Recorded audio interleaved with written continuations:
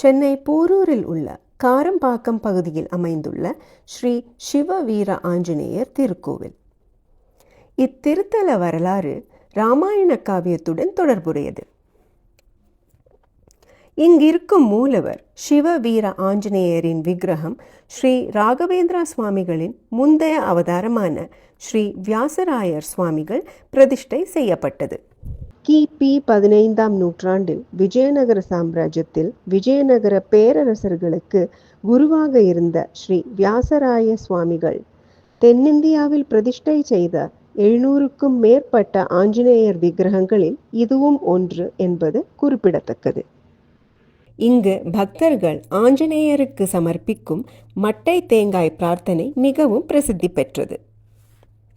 இந்த பிரார்த்தனை எப்படி செய்வதென்று பார்ப்போம். இங்குள்ள ஆஞ்சநேயருக்கு கோரிக்கை வைக்க விரும்பும் பக்தர்கள் ஒரு மட்டை தேங்காயை கொண்டு வந்து மூலவர் சிவவீர ஆஞ்சநேயரிடம் வைத்து வேண்டிக் கொள்கின்றனர். அடுத்து அந்த தேங்காயை கையில் வைத்துக்கொண்டு மூலவர் கருவறை சன்னதியை 11 முறை வலம் வர வேண்டும்.